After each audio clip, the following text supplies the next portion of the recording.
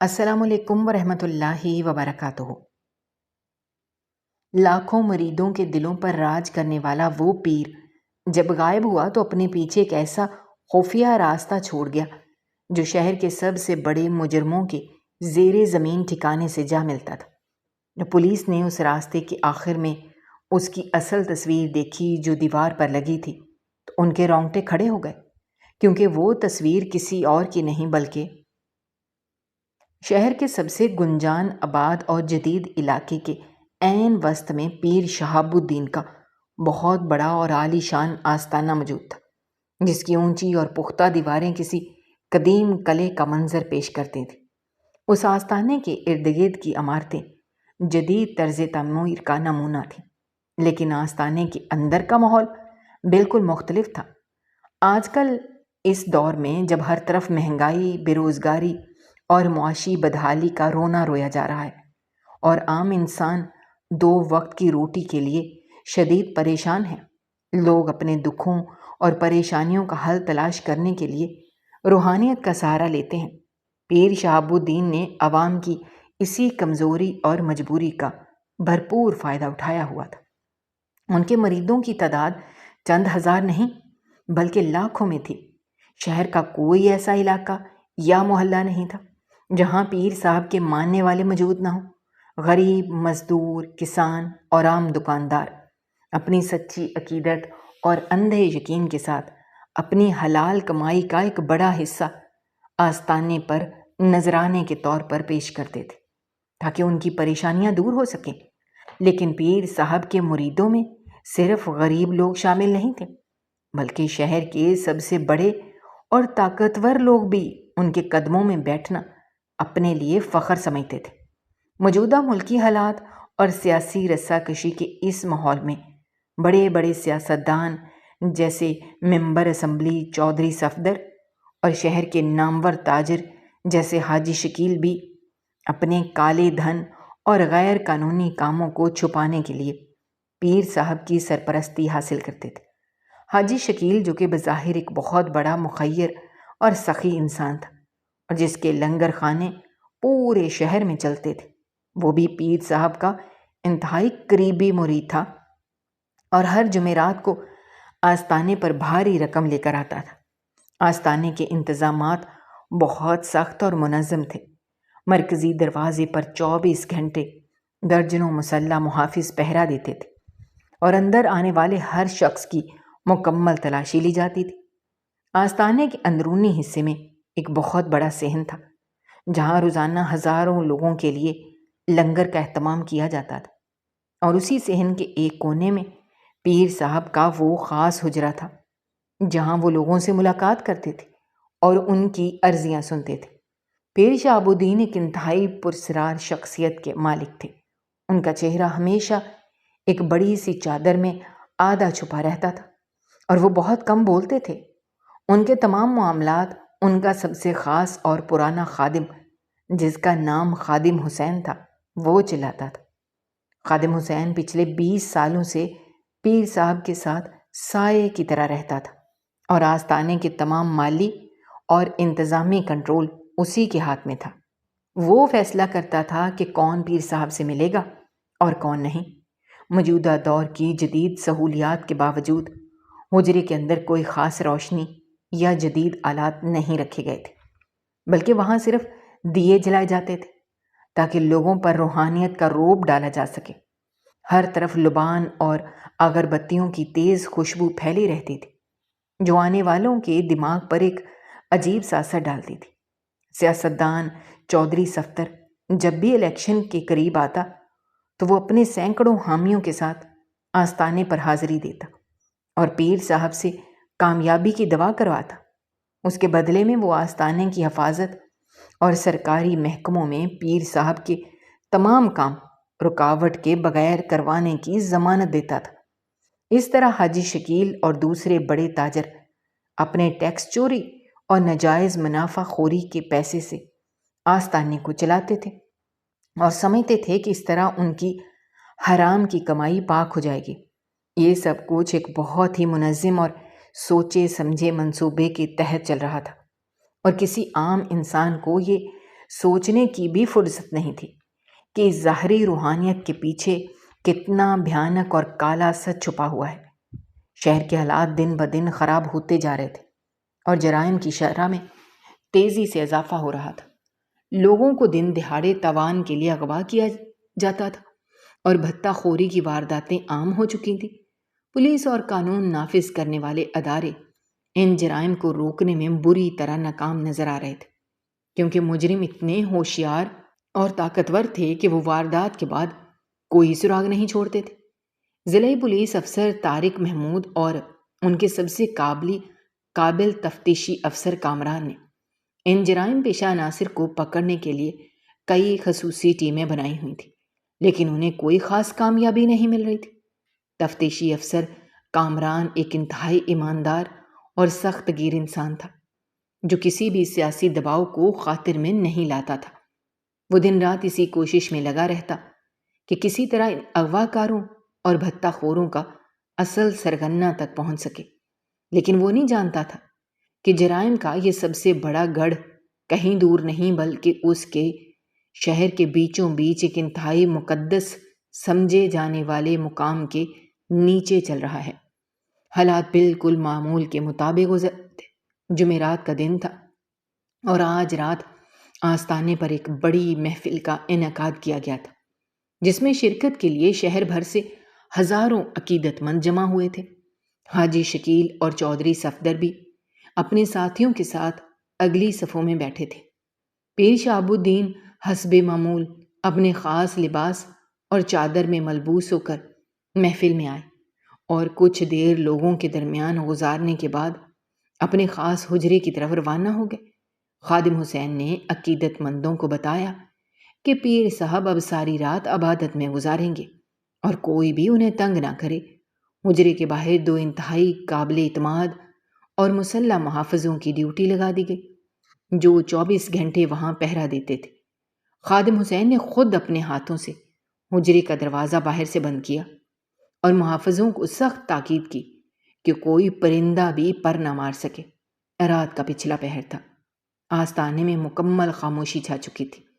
محفل میں آنے والے تمام لوگ اپنے گھروں کو لوٹ چکے تھے، صرف چند خادم اور محافظ ہی جاگ رہے تھے۔ سب کچھ بالکل ویسا ہی تھا جیسا پچھلے 20 سالوں سے ہوتا آ رہا تھا، لیکن کسی کو اس بات کا ذرا سا بھی اندازہ نہیں تھا کہ یہ رات اس آستانے اور اس شہر کی تاریخ کی سب سے انوکھی اور حیران کن رات ثابت ہونے والی ہے۔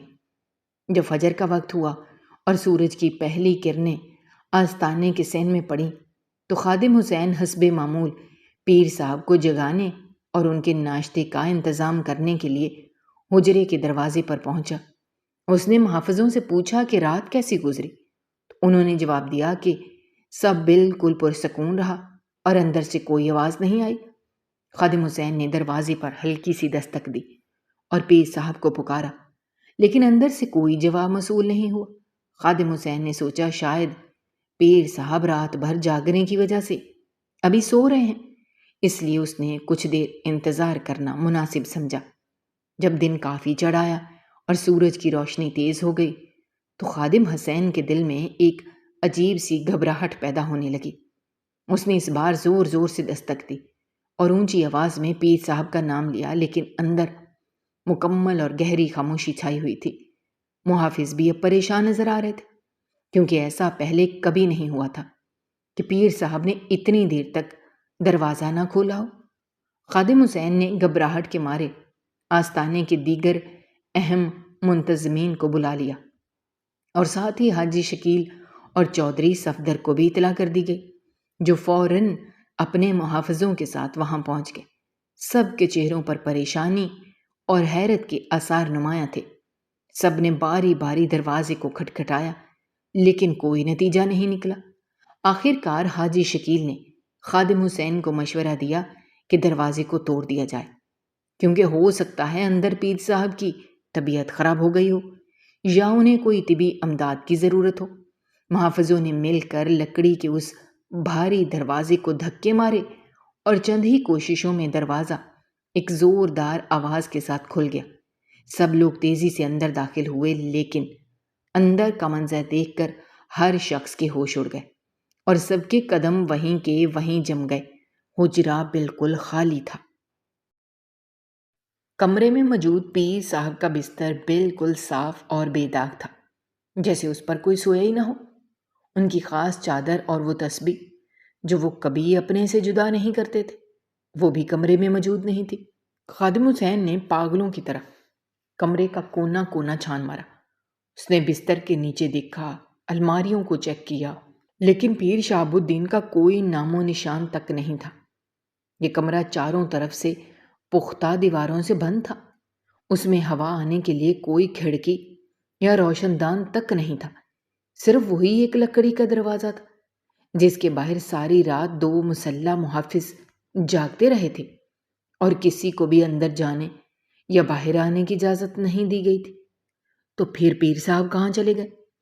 یہ سوال ہر شخص کے دماغ میں ہتھوڑے کی طرح بج رہا تھا۔ خبر آستانے سے نکل کر پورے شہر میں پھیل گئی اور کچھ ہی دیر میں ہزاروں مریدوں کا ایک بے قابو ہجوم آستانے کے باہر جمع ہو گیا۔ لوگ دھاڑے مار مار کر رو رہے تھے اور کچھ کا تو یہ بھی ماننا تھا کہ پیر صاحب کوئی کرامت دکھا کر سیدھا آسمان کی طرف پرواز کر گئے ہیں۔ صورتحال اتنی کشیدہ ہو گئی کہ شہر کی انتظامیہ کو فوری طور پر حرکت میں آنا پڑا۔ ضلعی افسر طارق محمود اور تفتیشی افسر کامران بھاری نفری کے ساتھ آستانے پر پہنچ گئے۔ پولیس نے فوری طور پر آستانے کو گھیرے میں لے لیا اور مریدوں کو اندر جانے سے سختی سے روک دیا۔ کامران نے آتے ہی حجرے کو مکمل طور پر سیل کر دیا اور کسی بھی شخص کو اندر جانے پر پابندی لگا دی۔ اس نے خادم حسین اور دونوں محافظوں کو فوری طور پر حراست میں لے کر ان سے الگ الگ اور انتہائی سخت تفتیش شروع کر دی۔ محافظ قسمیں کھا رہے تھے کہ انہوں نے ساری رات پہرا دیا ہے، نہ کوئی اندر گیا ہے نہ کوئی باہر آیا ہے۔ خادم حسین بھی رو رو کر اپنی بے گناہی کا یقین دلا رہا تھا اور کہہ رہا تھا کہ یہ پیر صاحب کی کوئی روحانی طاقت ہے۔ لیکن کامران ایک عملی اور منطقی انسان تھا جو ان روحانی کہانیوں پر بالکل یقین نہیں رکھتا تھا۔ وہ جانتا تھا کہ کوئی بھی مادی وجود رکھنے والا انسان کسی بند کمرے سے یوں ہوا میں غائب نہیں ہو سکتا، اس کے پیچھے ضرور کوئی ٹھوس زمینی حقیقت ہے۔ کامران نے فرانزک ماہرین کو بلوایا تاکہ کمرے کا باریک بینی سے جائزہ لیا جا سکے۔ وہ خود بھی ماہرین کے ساتھ کمرے میں موجود تھا اور ایک ایک چیز کو انتہائی غور سے دیکھ رہا تھا۔ کمرے کا فرش لکڑی کا تھا، دیواروں پر خوبصورت نقش و نگار بنے ہوئے تھے۔ کامران کے دماغ میں ایک ہی سوال گردش کر رہا تھا، اگر دروازے سے کوئی باہر نہیں گیا اور کمرے میں کوئی کھڑکی نہیں ہے تو فرار کا راستہ کون سا ہو سکتا ہے؟ اس نے کمرے کی دیواروں کو ٹھوک کر دیکھنا شروع کیا۔ اچانک اس کی نظر کمرے کے کونے میں رکھی ہوئی ایک انتہائی بھاری اور پرانی وضع کی لکڑی کی الماری پر پڑی جو دیوار کے ساتھ بالکل چپکی ہوئی تھی۔ یہ الماری اتنی بڑی تھی کہ اس نے دیوار کا ایک بہت بڑا حصہ چھپایا ہوا تھا۔ کامران نے الماری کے دروازے کھول کر دیکھے تو اندر صرف کچھ پرانے کپڑے اور مذہبی کتابیں رکھی ہوئی تھیں۔ اس نے کتابوں کو ہٹا کر الماری کی پچھلی لکڑی کو تھپ تھپایا تو اسے محسوس ہوا کہ الماری کی پچھلی سطح کے پیچھے کوئی ٹھوس دیوار نہیں ہے بلکہ وہاں ایک کھوکھلا پن ہے۔ کامران کا شک یقین میں بدلنے لگا۔ اس نے اپنے اہلکاروں کو حکم دیا کہ اس بھاری الماری کو پوری طاقت لگا کر اس کی جگہ سے سرکایا جائے۔ 4 طاقتور اہلکاروں نے مل کر جب الماری کو دائیں طرف دھکیلا، الماری کے پیچھے چھپی ہوئی دیوار کا وہ حصہ سامنے آ گیا جس سے اتنی مہارت سے چھپایا گیا تھا کہ کسی کو شک بھی نہیں ہو سکتا تھا۔ اس دیوار کے حصے میں ایک لکڑی کا دروازہ بنا ہوا تھا جس پر دیوار جیسا ہی رنگ اور نقش و نگار بنائے گئے تھے تاکہ وہ دیوار کا ہی حصہ معلوم ہو۔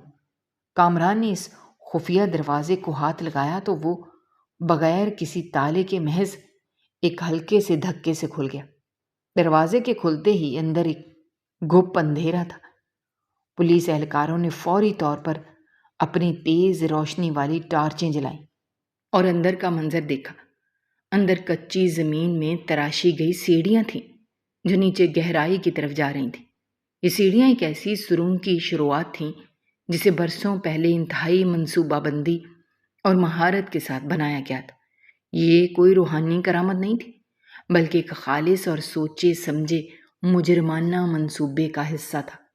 اور اس طرح وہ حقیقت سب کے سامنے آنا شروع ہو گئی کہ لاکھوں مریدوں کے دلوں پر اراج کرنے والا وہ پیر صاحب غائب ہوا تو اپنے پیچھے ایک ایسا خفیہ راستہ چھوڑ گیا۔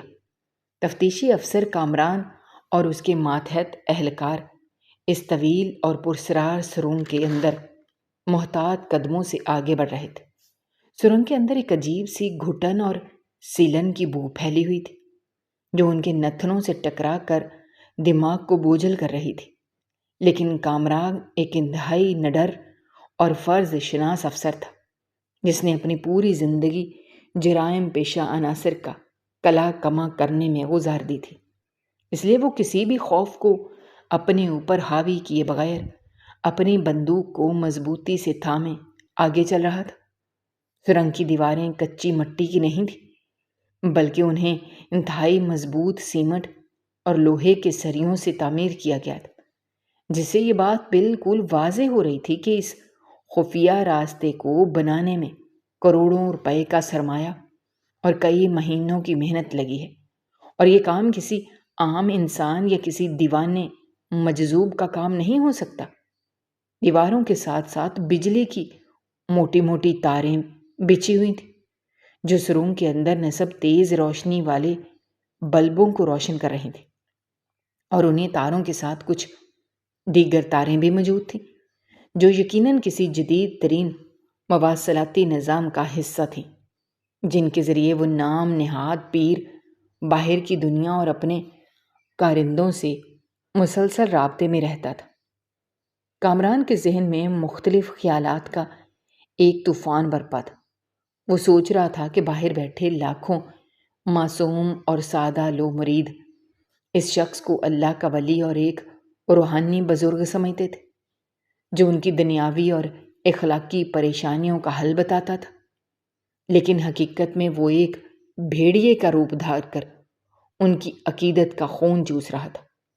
سرنگ کا راستہ بالکل سیدھا نہیں تھا، بلکہ وہ تھوڑے تھوڑے فاصلے پر دائیں یا بائیں مڑ جاتا تھا، جسے اندازہ ہو رہا تھا کہ یہ راستہ شہر کے ان پرانے اور گنجان آباد علاقوں کے نیچے سے گزر رہا ہے جہاں عام طور پر قانون نافذ کرنے والے اداروں کی پہنچ بہت مشکل ہوتی ہے۔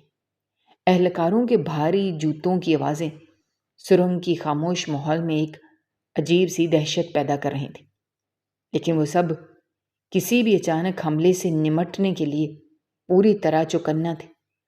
کامران نے اپنے دستے کو اشارہ کیا کہ وہ فاصلہ برقرار رکھیں تاکہ اگر کوئی خطرہ ہو تو سب ایک ساتھ اس کا شکار نہ بنے۔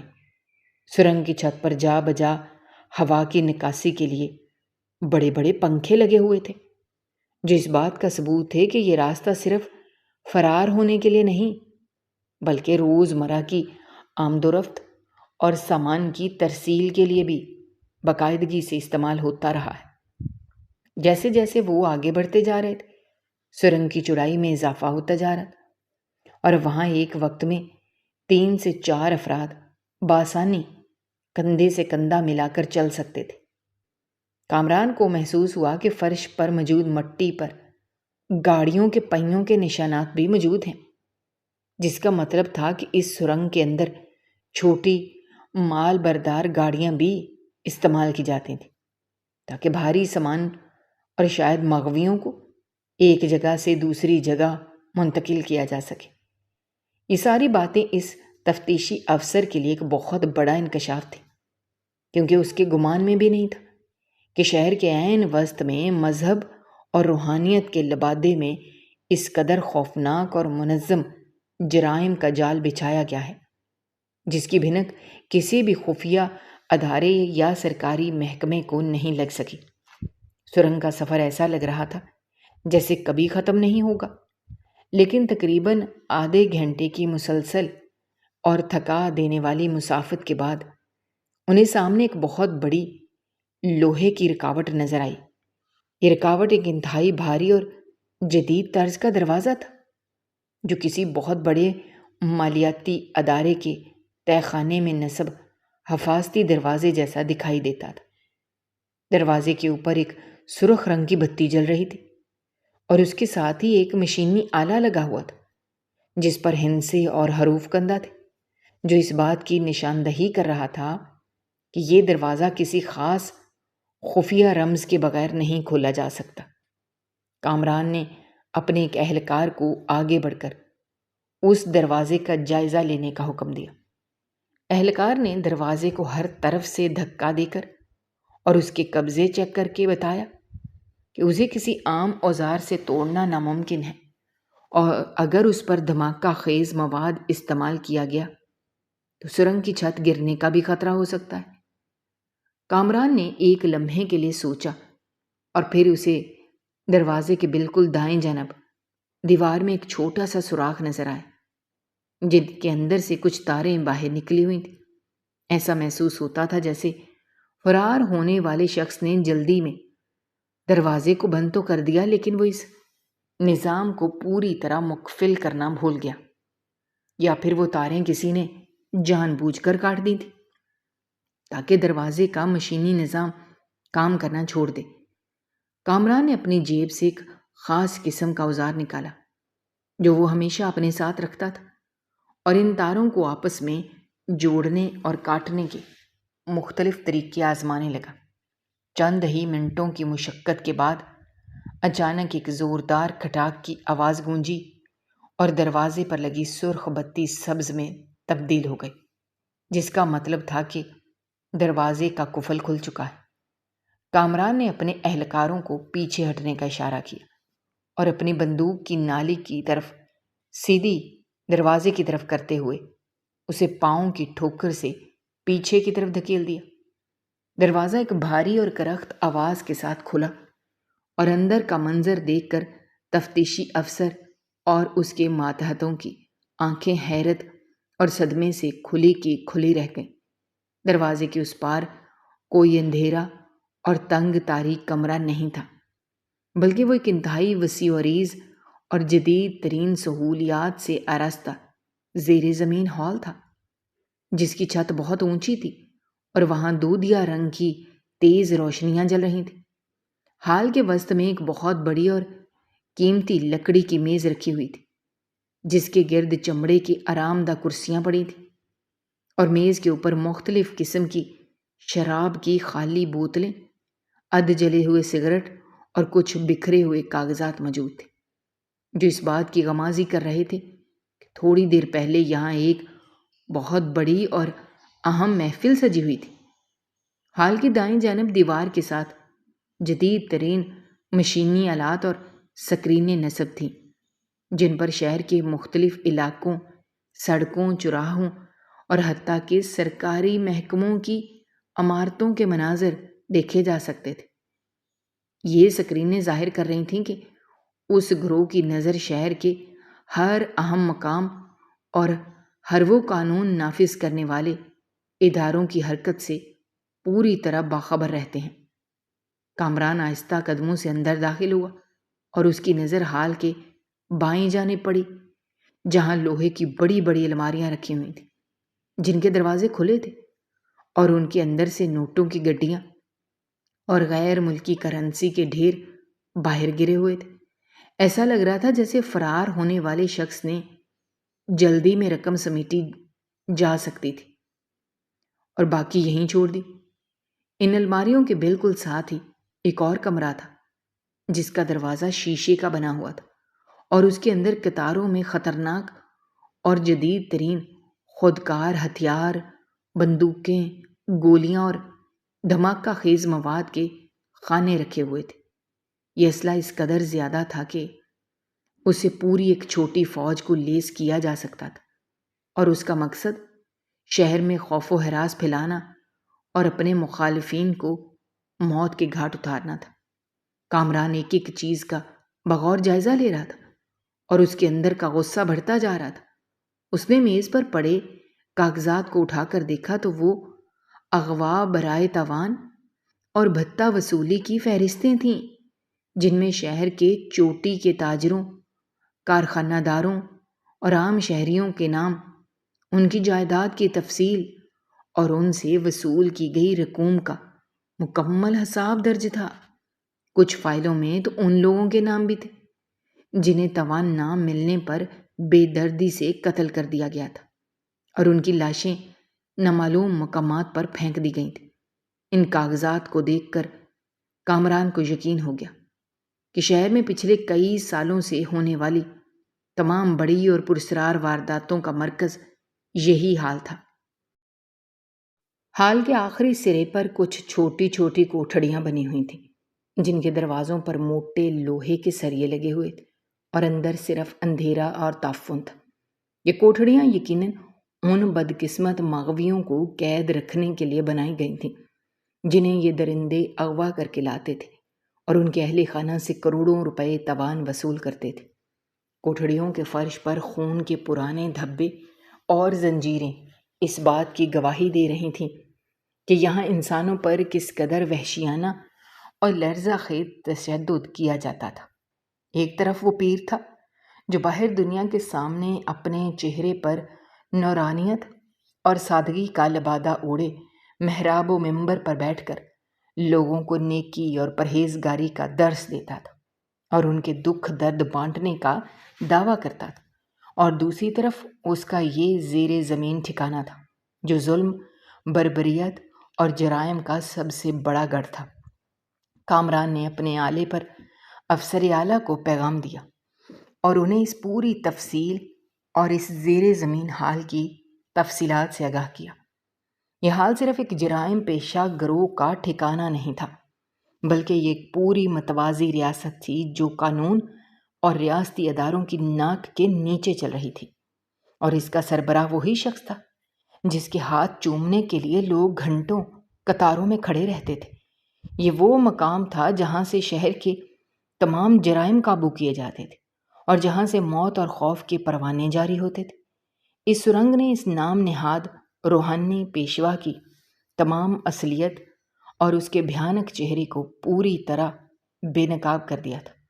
وہ خفیہ راستہ جو ایک مقدس سمجھے جانے والے حجرے سے شروع ہوتا تھا، وہ راستہ کسی جنت یا روحانی مقام کی طرف نہیں جاتا تھا، بلکہ وہ ایک ایسا راستہ تھا جو شہر کے سب سے مجرموں کے زیر زمین ٹھکانے سے جا ملتا تھا۔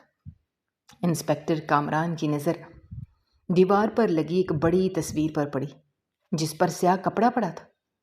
کامران محتاط قدموں سے اس کی جانب بڑھا۔ اسے یقین تھا کہ اسی پردے کے پیچھے اس ظالم اور سفاک گروہ کے اصل سرغنہ کا بھیانک چہرہ چھپا ہے۔ یہ مجرمانہ گڑھ کا مرکز معلوم ہوتا تھا۔ اس نے آگے بڑھ کر ایک جھٹکے سے وہ کپڑا کھینچ لیا۔ جب پولیس نے اس راستے کے آخر میں اس کی اصل تصویر دیکھی جو دیوار پر لگی تھی تو ان کے رونگٹے کھڑے ہو گئے، کیونکہ وہ تصویر کسی اور کی نہیں بلکہ شہر کے سب سے بڑے اور سخی سمجھے جانے والے ارب پتی تاجر حاجی شکیل کی تھی۔ یہ وہی حاجی شکیل تھا جو دن کے اجالے میں غریبوں کا سب سے بڑا ہمدرد بن کر گھومتا تھا اور جس کے لنگر خانے پورے شہر میں چلتے تھے۔ انسپکٹر کامران اور اس کے ماتحت اہلکار اس تصویر کو دیکھ کر جیسے پتھر کے ہو گئے تھے۔ ان کی آنکھوں میں یقین نہیں آ رہا تھا کہ جس شخص کو وہ پورے شہر کا سب سے معزز اور نیک انسان سمجھتے تھے، وہ دراصل اس قدر بھیانک اور سفاک مجرم نکلا۔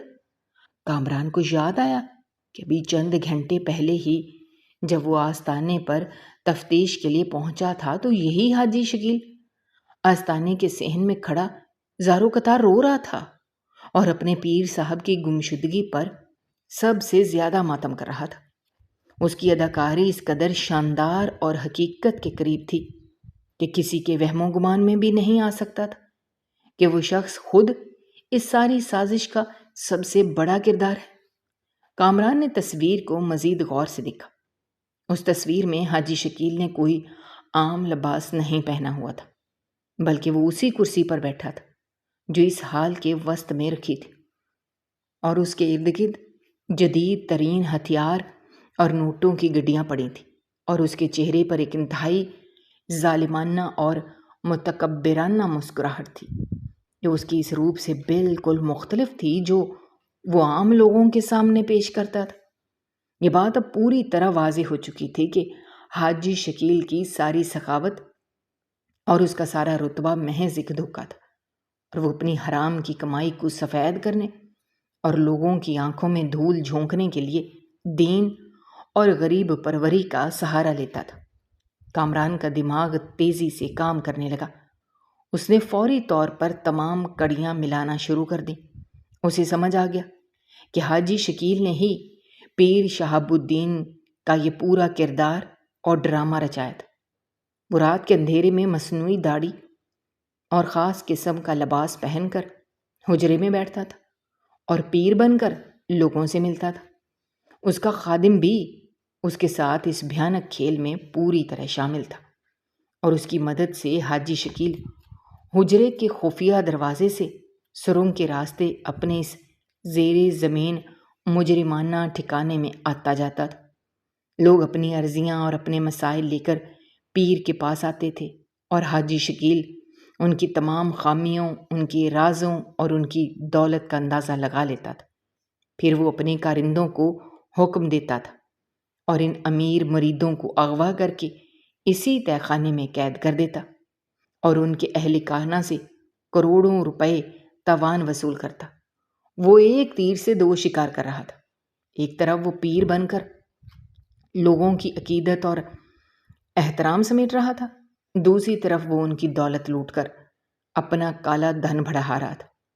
یہ سب جاننے کے بعد کامران کے اندر غصے کی ایک ایسی آگ بھڑک اٹھی جس پر قابو پانا مشکل ہو رہا تھا۔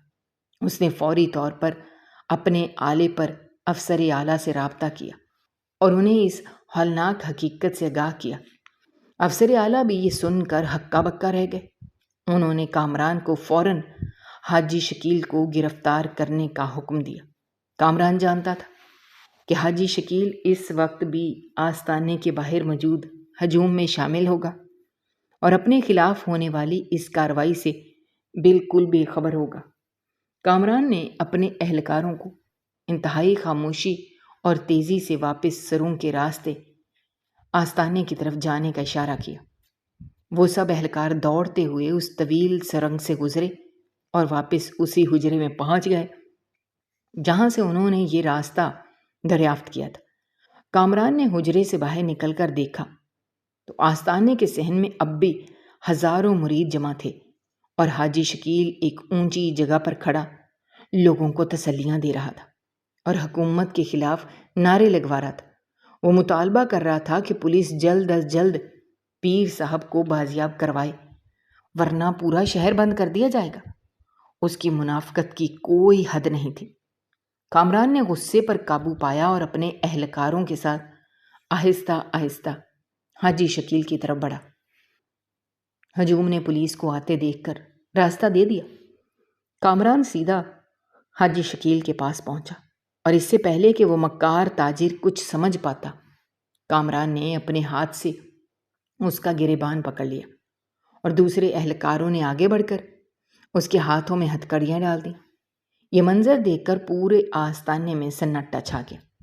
لوگ حیرت سے کامران کی طرف دیکھنے لگے، اور حاجی شکیل کے حامیوں نے آگے بڑھ کر پولیس کو روکنے کی کوشش کی، لیکن کامران نے انتہائی گرجدار آواز میں سب کو پیچھے ہٹنے کا حکم دیا اور کہا کہ جس شخص کو تم شہر کا سب سے بڑا سخی اور پیر صاحب کا سب سے قریبی مرید سمجھتے ہو، وہی دراصل شہر کا سب سے بڑا درندہ اور اغوا کار ہے۔ حاجی شکیل کے چہرے کا رنگ اڑ چکا تھا۔ اس نے معصوم بننے کی کوشش کی اور کامران پر جھوٹے الزامات لگانے لگا۔ پولیس اسے جان بوجھ کر پھنسا رہی ہے، لیکن کامران نے اس کی ایک نہ سنی اور اسے گھسیٹتے ہوئے آستانے کے اندر حجرے کی طرف لے گیا۔ لوگوں کا ہجوم بھی حیرت اور تجسس کے مارے ان کے پیچھے پیچھے حجرے تک پہنچ گیا۔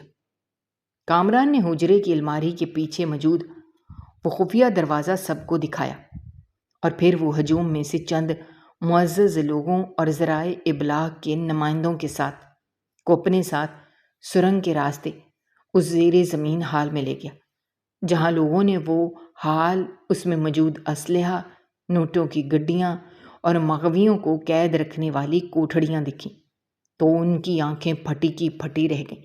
سب سے بڑا دھچکا انہیں اس وقت لگا جب انہوں نے دیوار پر لگی حاجی شکیل کی وہ تصویر دیکھی جس میں وہ ایک خوفناک مجرم کے روپ میں بیٹھا تھا۔ اب کسی بھی شک کی کوئی گنجائش باقی نہیں رہی تھی۔ حاجی شکیل کے اپنے بنائے ہوئے جال میں وہ خود ہی بری طرح پھنس چکا تھا۔ اس کا غرور اور اس کی ساری مکاری خاک میں مل چکی تھی۔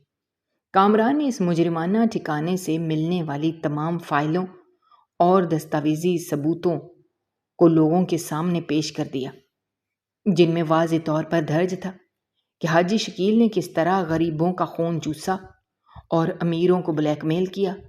وہ تمام مرید جو تھوڑی دیر پہلے تک اس کے حق میں نعرے لگا رہے تھے اب اسے گالیاں دینے لگے، اور اگر پولیس اسے اپنے حصار میں نہ لیتی تو شاید مشتعل ہجوم اسے وہیں مار ڈالتا۔ کامران نے حاجی شکیل کو سختی سے گاڑی میں بٹھایا اور سیدھا تفتیشی مرکز لے گیا، جہاں اسے انتہائی سخت پوچھ گچھ شروع کی گئی۔ شروع میں تو وہ اپنی دولت اور تعلقات کی دھمکیاں دیتا رہا، لیکن جب کامران نے اس کے سامنے وہ تمام ثبوت اور وہ فہرستیں رکھیں جو تہہ خانے سے ملی تھیں تو وہ ٹوٹ گیا۔ اس نے اپنا جرم قبول کر لیا اور بتایا کہ وہ پچھلے 10 سالوں سے یہ دوہری زندگی گزار رہا تھا۔ اس نے یہ بھی اعتراف کیا کہ وہ خود ہی خاص قسم کا بھیس بدل کر پیر شہاب الدین بنتا تھا، اور چونکہ وہ حجرے میں ہمیشہ اندھیرا رکھتا تھا، اس کا چہرہ بڑی داڑھی اور چادر میں چھپا ہوتا تھا، اس لیے کوئی اسے پہچان نہیں پاتا تھا۔ اس کا خاتم بھی اس کے اس مکروہ دھندے میں برابر کا شریک تھا، جسے پولیس نے پہلے ہی حراست میں لے رکھا تھا۔ حاجی شکیل کی گرفتاری کی خبر پورے ملک میں آگ کی طرح پھیل گئی۔ جس نے بھی یہ خبر سنی وہ دنگ رہ گیا کہ کیسے ایک شخص بیک وقت ایک معزز تاجر اور ایک روحانی پیشوا اور ایک سفاک مجرم کا روپ دھار سکتا ہے۔ اگلے ہی دن محکمے نے حاجی شکیل کی نشاندہی پر پورے شہر میں چھاپے مارے اور اس کے درجنوں کارندوں کو بھاری اسلحے کے ساتھ گرفتار کر لیا گیا۔ اس کے تمام کارخانوں اور محلات کو سیل کر دیا گیا، اس کے بینک کھاتوں کو منجمد کر دیا گیا۔ حکومت نے اس واقعے کو انتہائی سنجیدگی سے لیا اور اس مقدمے کی سماعت کے لیے ایک خاص عدالت قائم کی گئی۔ مقدمے کا باقاعدہ آغاز ہوا تو حاجی شکیل نے ملک کے سب سے مہنگے اور نامور قانون دانوں کی خدمات حاصل کی تاکہ وہ کسی نہ کسی طرح قانون کے شکنجے سے بچ نکلے۔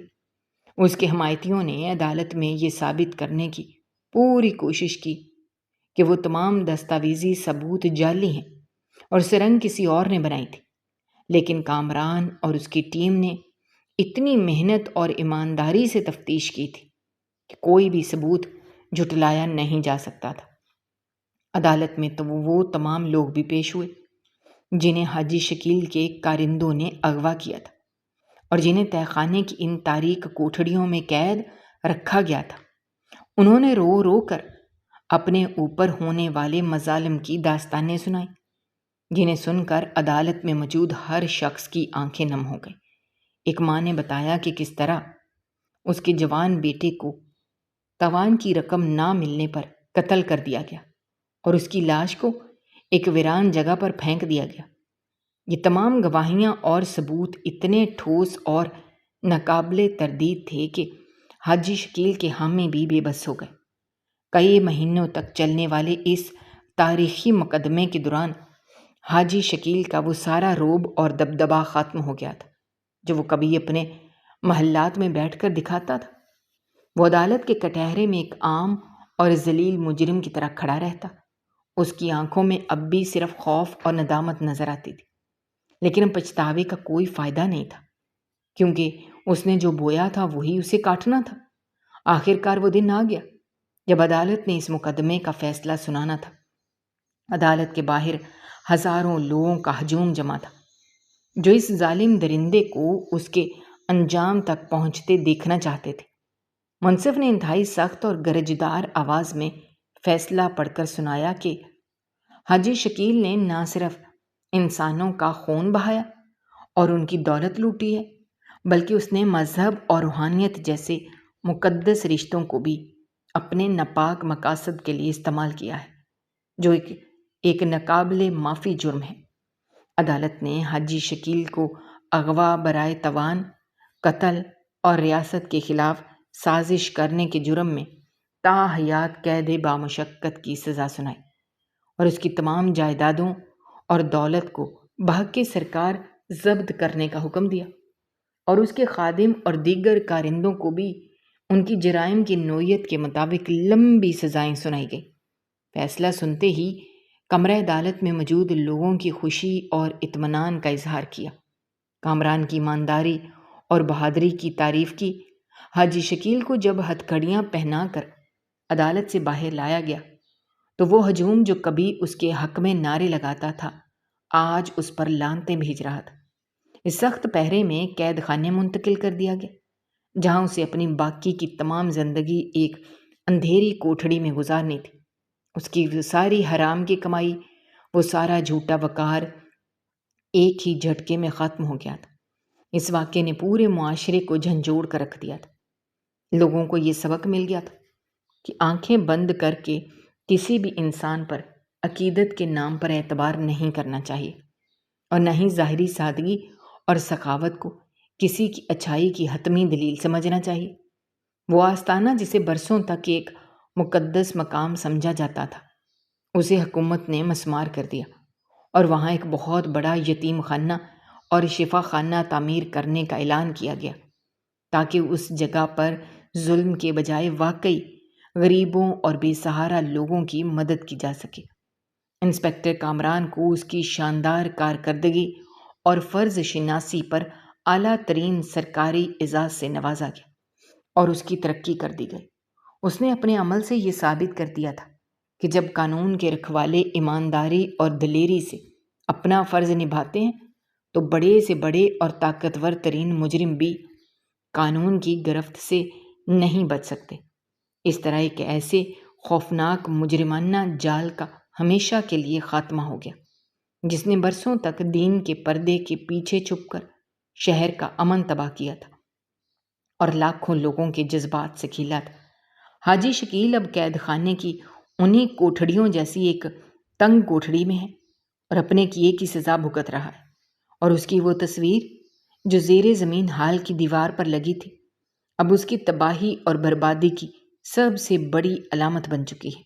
سچائی اور انصاف کی ہمیشہ جیت ہوتی ہے، اور جھوٹ کا لبادہ چاہے کتنا ہی پرکشش اور مضبوط کیوں نہ ہو، ایک نہ ایک دن وہ ضرور تار تار ہو جاتا ہے اور ظالم اپنے بھیانک انجام کو پہنچ کر رہتا ہے۔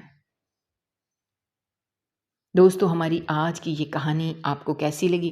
کمنٹ باکس میں اپنی رائے کا اظہار کرنا مت بھولیے گا، اور اگر آپ ہمارے چینل پر نئے ہیں تو چینل کو سبسکرائب کرنا بھی مت بھولیے گا۔